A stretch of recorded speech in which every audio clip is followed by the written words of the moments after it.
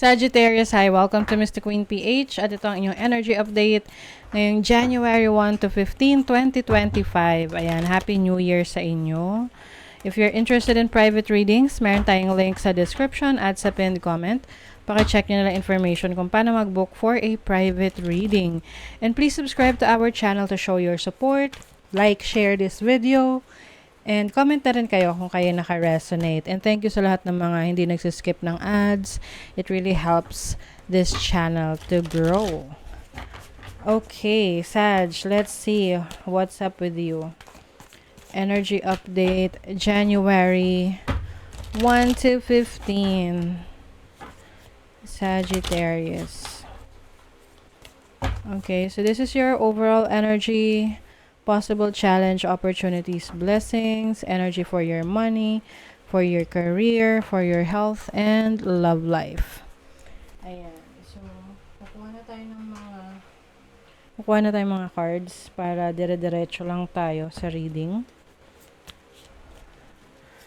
Okay, for Sagittarius. So, while we are choosing your cards or picking your cards, kumusta ang celebration nyo ng New Year? How was it? Comment nyo naman dyan. And, oo, kasi medyo maulan, no, sa ibang parts ng Philippines. So, inulan ang aming New Year. But okay lang kasi wala din kami nagpapaputok. Tumigil yung ulan, 4 minutes na lang bago madaling araw. So, yung mga kapitbahay namin, 15 minutes silang nag-iingay, nagpapaputok, nagtuturo. So, talagang maingay. Anyway, ayan, let's begin. Sagittarius. Okay, set aside muna natin to. So, your overall energy for the first half is the Strength card. Okay, pagpapalakas ng inyong sarili. So, yung iba sa inyo will focus on strengthening your physical body. O yung iba, magsisimula agad kayo na mag-gym, mag-workout. Kasi syempre, no, medyo napakain. Yung iba, maraming nakain ngayong holidays. Sunod-sunod, 'di ba? Kasi birthday season ng Sagittarius. Tapos biglang merong Christmas and then New Year, 'di ba? So talagang maraming ganap. So ngayong first half ng January, focus ka sa pagpapalakas ng iyong pangangatawan. And this is also about your strength, your courage, lakas ng loob, to try new things, no? Mga bagong experiences. And then your challenge is the King of Cups. If you are dealing with someone romantically, pwede magkaroon ng challenge sa inyong relationship. Okay? Pwedeng meron ditong konting drama between you and the person that you're dealing with. Maari ring meron dito na medyo magiging sensitive sa kanyang nararamdaman. At yung isa, hindi masyadong magiging responsive dun sa feelings ng other person. So, that might create conflict. Okay? Yung iba naman sa inyo, if you are into creatives, medyo nagkakaroon kayo ng parang creativity block. Na parang nahihirapan kayong mag-create ng bagay na lagi nyo namang ginagawa. Pero some of you, maaring nawalan kayo ng inspiration or parang wala lang kayong gana or na-overwhelm lang kayo, na-overstimulate lang kayo sa mga nangyari in the past. So, your opportunity is the Chariot. So, you have the opportunity to move forward, go to the direction na gusto mong puntahan. If you are going to make a decision ngayong first half ng January, definitely it's going to be easy for you na magdesisyon. Sabihin ko magnegosyo Baka yung iba sa inyo magnenegosyo, 'di ba? Oo. Yung iba rin sa inyo maaring bibili kayo ng sasakyan, lalabas kayo ng sasakyan sa kasa. Pwedeng loan or cash niyo bibilhin, 'di ba? So some of you naman opportunity to travel. Yung iba parang aagahan niyo yung kahit malamig pa, magpupunta na kayo sa beach. Ganyan. Maaaring may opportunity lang for you.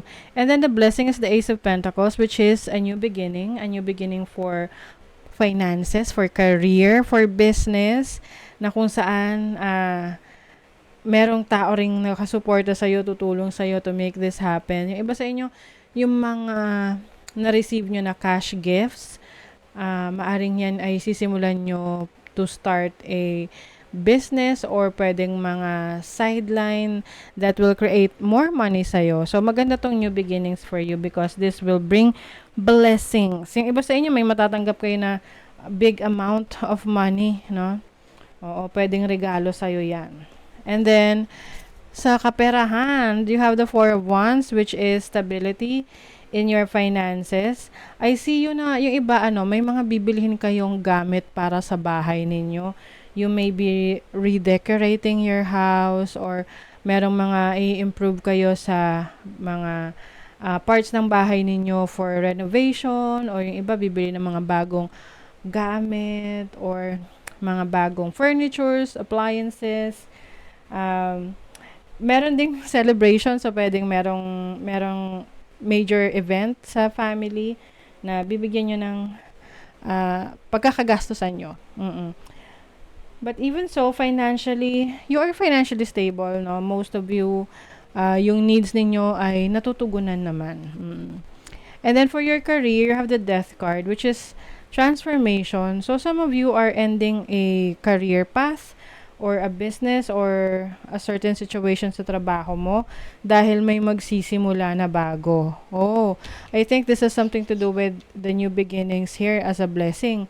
So kung yung iba sa inyo, for some reasons nawala ng work, ng career, isipin nyo na lang na merong magsisimula na bago. Or kung wala pa kayong idea na yung iba nabigla kayo, nawalan kayo ng work, it is a redirection. Okay? Redirection yan sa inyo for a new beginning. And then, for your health, meron kayong kailangang pagtuunan na ng pansin sa health ninyo. You have the Hanged Man. So, this is about reassessing your situation. So, syempre, case-to-case basis yan. Kung feeling mo naman, wala kang nararamdaman na anything sa katawan mo, then focus on improving it. Pero kung meron kang nararamdaman sa pangangatawan mo ngayon, sa kalusugan mo, wag mo siyang sa walang bahala, no? Kailangan talaga ipa-check mo na yan para mas maagapan. And then for your love life, you have the Knight of Pentacles. I think very practical yung approach mo pagdating sa pakikipagrelasyon. So for you, for as long as the person that you're dealing with ay andyan for you, nakakapag-provide for you, someone who can take care of you. So I think you will have a pretty solid relationship with this person. If you are single, I think you're not, hindi ka nagmamadali. So, you just want na muna na mag-focus sa improvement ng iyong finances, to be financially stable. You have grace, so ayan, yung blessings, grasya, ayan, diba? And you also have glamour, so this is taking care of yourself, self-improvement, physically, mostly physical changes, no? So maaring you will start to do some skincare, ganyan, or pag-ayos ng sarili mo. You also have good cheer. So this is about friends na nakapaligid sa'yo na very supportive of you. So yan, blessings yan, yung mga kaibigan na totoo sa'yo, who knows how to make you feel happy or kayang-kaya kang i-hype, 'di ba, to support you. Compliments from an admirer. So, ayan, maaring meron kang admirer na magbibigay ng regalo sa'yo or parang papansinin ka at papakita niya, paparamdam niya na interesado siya sa'yo. You will also experience great happiness, no, from the blessings that you are receiving and the changes na nangyayari sa buhay mo. Triumph over troubles and obstacles. Yung ayan, yung malalagpasan na yung challenges na yung haharapin or kinakaharap ngayon. Especially in your career, no? Ang nakikita ko rito na pinaka-challenging sa inyo, career tsaka yung inyong kalusugan. So, you will be able to overcome that. Doing something risky, taking a chance. So, maaring nagtitake ka ng risk ngayon pagdating sa career path mo, sa mga changes na gagawin mo, or even, yung iba sa inyo, pwedeng merong gagawin kayong, yung changes sa inyong physical appearance, no? Mga papa, ah, magkakaroon ng operation, ganyan. Enhancements, yan. Persevere and you will overcome problems. So, syempre, lahat ng problema, nasusolusyonan naman yan. Kung ikaw ay determinado na gawan ng solusyon, na gawan ng paraan, then definitely, malalagpasan mo yan. You can make it through. Your higher self is always guiding you. Yes, you are divinely guided, Sagittarius. So, don't worry sa mga challenges na maaari nyong kaharapin kasi meron kayong sapat na lakas para malagpasan yan. Okay? So, that is your reading, Sagittarius. Thank you so much. See you again.